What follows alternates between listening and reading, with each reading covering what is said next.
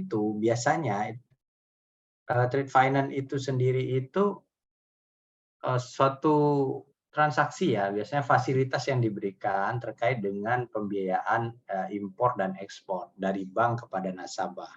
Nah, semata-mata karena apa? Karena ada kebutuhan melakukan kegiatan dalam rangka satu, pembelian, pengadaan bahan baku, atau penjualan. Misalnya contoh begini, saya contohkan misalnya ada Mbak Afifah. Mbak Afifah itu sebagai importir, gitu ya. Importir misalnya baju. Nah, si eksportirnya adalah katakanlah Mas Nur, gitu ya. Mas Nur yang berada di China sana. Nah, kemudian ada kontak, ada komunikasi, Mbak Afifah, Mas Nur, saya dari Indonesia, Mbak Afifah, saya mau beli apa baju atau produk daripada Mas Nur nih, bisa tidak saya membeli? Oke, boleh, mau berapa dan sebagainya. Tapi Mas Nur ini nggak bisa langsung bertransaksi dengan Mbak Afifah. Ada proses pengiriman barang dan sebagainya. Tapi Mas Nur itu berpikir gini, ya ada barang ada uang dong. Nggak bisa saya kirim-kirim barang tanpa ada uang. Nah, maka tadi ketika Mbak Afifah nggak bisa transaksi langsung, Mbak Afifah bisa lewat bank. Datang ke bank bahwa saya ada transaksi, rencana saya mau impor dari China, dari Mas Nur, nilainya sekian, nominalnya sekian. Bisa nggak bank itu talangin saya dulu? Gitu ya, bisa nggak bank talangin saya dulu? Nah, itulah yang kemudian dibiayai oleh bank dengan mekanisme import financing atau pembiayaan kredit import terhadap barang-barang tadi. Jadi nilai barangnya berapa? Importnya 20 miliar. Nah, bank akan biayai senilai berapa barang itu setelah dipotong biaya dan sebagainya. Katakanlah total biaya dan produk yang akan diimpor tadi adalah 20 miliar, maka bank akan biayai. Nah, itu dari sisi Mbak Afifah. Nah, kemudian bagaimana kalau Mas Nurnya mengajukan ke bank? Boleh tidak? Boleh. Tapi mekanismenya beda lagi, adalah export financing, artinya barang keluar. Maka apa yang akan dibiayai adalah biaya produksi. Misalnya, saya akan menjual barang, otomatis kalau ini tidak jadi uang, saya tidak bisa produksi lagi. Bagaimana caranya kemudian barang saya kirim namun uangnya juga saya dapatkan. Nah, itu istilahnya ada di export financing. Nah, ini adik-adik yang biasanya terjadi di bisnis banking ya, dengan istilahnya trade finance facilities. Ya, trade finance facilities itu tadi ya pembiayaan terhadap nasabah-nasabah yang ingin melakukan import dan nasabah-nasabah yang ingin melakukan ekspor. Nah, nanti critical point-nya apa? Nanti ada skemanya gitu ya. Nah, pembelian pengadaan bahan baku. Nah, ini biasanya kan banyak sekali tuh. Biasanya nih bank-bank mana saja sih yang melayani kegiatan ekspor impor. Nah, kalau adik-adik di Surabaya itu ada pelabuhan apa namanya di Surabaya? Pelabuhan Tanjung Perak, saya kalau tidak salah ya. Nah, di mana ada pelabuhan-pelabuhan, nah itu biasanya terjadi kontainer-kontainer. Kalau di Jakarta ada di Tanjung Priuk, kalau di Surabaya ada Tanjung Perak, ya, kemudian di Bangka Belitung ada, di Sulawesi ada. Nah, itu biasanya tempat-tempat pengiriman barang. Nah, disitulah nanti erat kaitannya ketika bicara import ekspor itu dengan shipping garanti atau shipping good-nya ada di situ. Jadi kapan dia dikirim, bill of lading dan sebagainya gitu ya.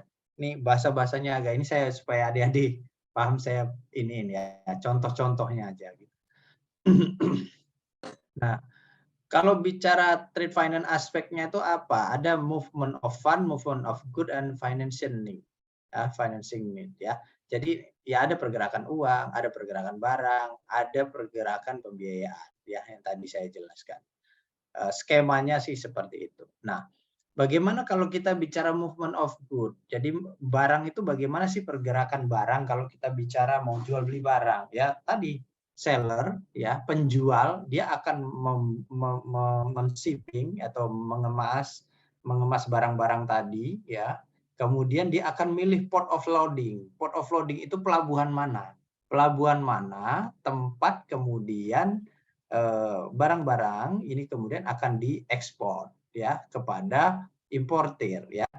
Kemudian dia harus tahu port of destination-nya. Jadi kalau dokumen barang, misalnya kita mau ekspor impor nih, saya dari Indonesia, China pelabuhan China-nya apa?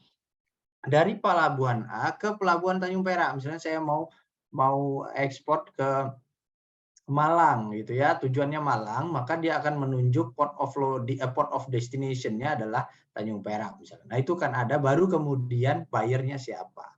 Jadi clear kalau kita bicara pergerakan barang.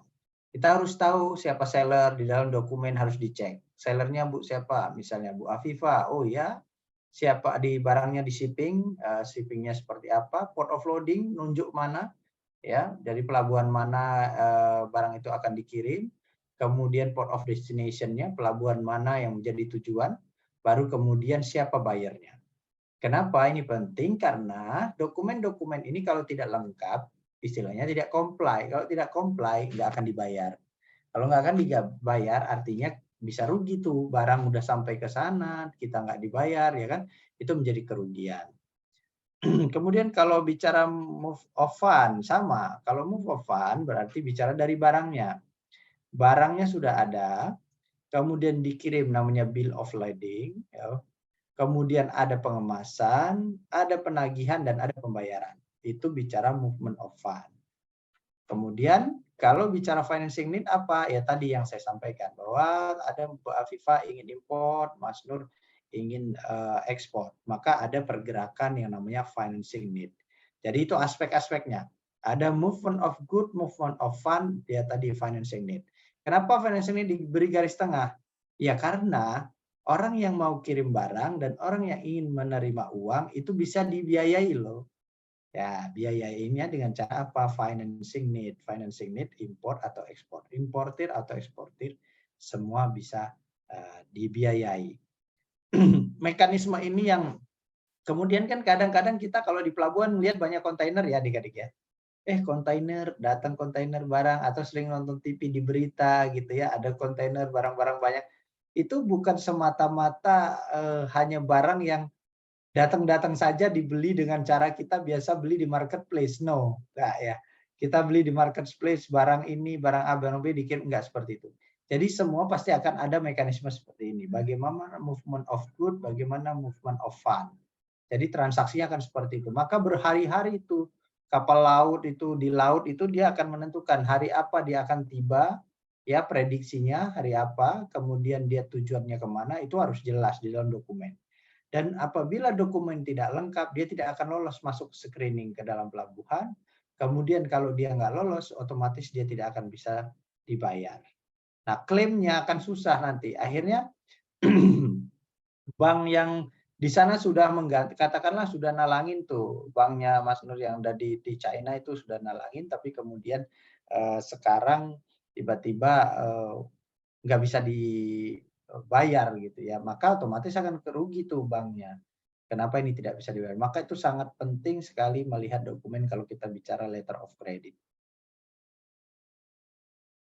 Nah, ini timing of payment, saya pikir timing of payment sama ya. Ini jadi ada beberapa hal yang perlu dipastikan, ya bisa pakai TT. Nah, saya akan clear ke sini dulu. Nah,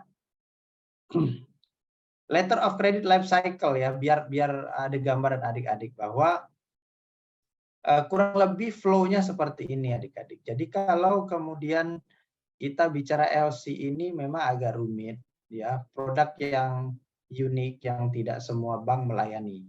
Ya, jadi kalau adik-adik ke Semarang misalnya, Semarang tidak ada melayani LC gitu ya. Tapi kalau adik-adik ke Surabaya itu banyak bank yang melayani LC.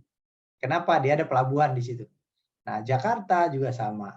Atau Medan juga sama. Dia ada melayani yang namanya letter of credit.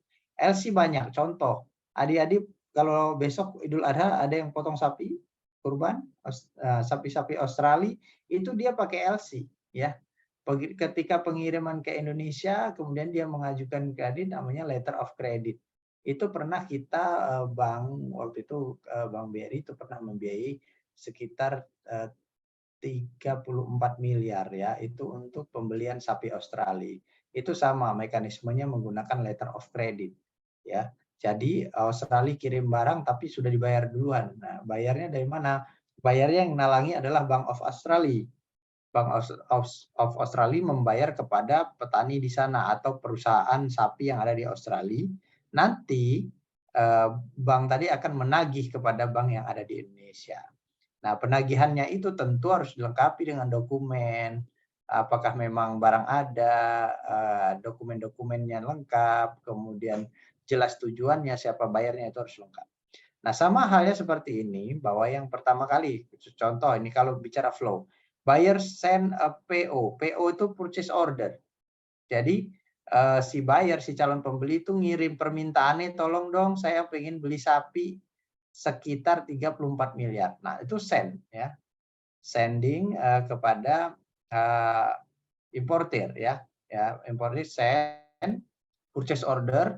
Kemudian dari situ terjadilah si eksportirnya tadi bilang kepada importer, "Oke, Anda mau 34 miliar, Anda mau beli sapi, sapinya yang ukuran berapa, dengan daging bobot berapa, ya, kondisi seperti apa? Oh, saya mau yang bobot satu sapinya 1 ton misalnya. Oke, mau berapa ekor dan semua itu dimasukkan term of condition-nya di dalam yang namanya sales contract, ya. Ada sales contract.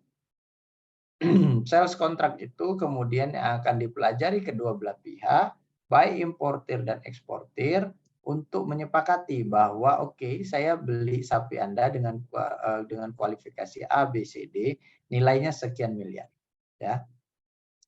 Nah, di sini yang harus diperhatikan, nanti saya akan cerita juga case yang di BNI. Lalu setelah itu maka importer ini akan mengajukan LC, ya. LC kepada siapa? Kepada issuing bank. Istilahnya issuing bank adalah bank yang ada di tempat importer. Bahwa tolong dong saya dibantu letter of credit. Untuk apa? Untuk saya menyelesaikan kontrak saya membayar pembelian sapi saya yang ada di Australia, luar negeri. Lalu bank akhirnya menerbitkan LC-nya dan menunjuk advising nego bank-nya. Ya, advising confirming, dia akan cari tuh koresponden di Australia, bank mana nih yang bisa nalangin, istilah kasarnya gitu ya, istilah simpel, nalangin pembayaran yang ada di Australia kepada eksportir. Kenapa? Karena si issuing bank harus yakin dulu bahwa importir ini bonafide, dia punya jaminan bahwa ketika saya memberikan LC, letter of credit kepada importer ini yang akan saya tujukan kepada advising, confirming atau negotiation bank, itu nggak pelabah, gitu ya. Dia nggak palsu orangnya. Usahanya memang beneran, kreditnya memang beneran akan digunakan untuk beli barang itu. Oke, si confirming bank atau negotiation bank yang ada di Australia membaca dulu dong, melihat. Oke, saya akan lanjutkan confirming LC ini kepada eksportir, ya. Jadi LC tadi kemudian dikirimlah kepada eksportir. Eksportir, nanti pembayarannya lewat saya ya, gitu ya. Kenapa? Karena kan nggak bisa langsung dari bank sana ke eksportir. Issuing bank tidak akan membayar sebelum barangnya ada. Ya, barang datang baru dibayar. Tapi problemnya adalah orang kan butuh uang. Kalau barang dikirim uang yang nggak ada, ya kan orang nggak mau. Akhirnya advising bank lah yang menalangi dulu istilahnya. Nah, kemudian eksportir akan mengajukan dokumen-dokumen supaya itu dibayar, ya kan? Nah, baru dia akan mengirimkan barang. Oke, saya sudah dapat jaminan dari negotiation bank bahwa si importir beneran nih mau beli barang saya senilai sekian. Maka eksportir nomor 6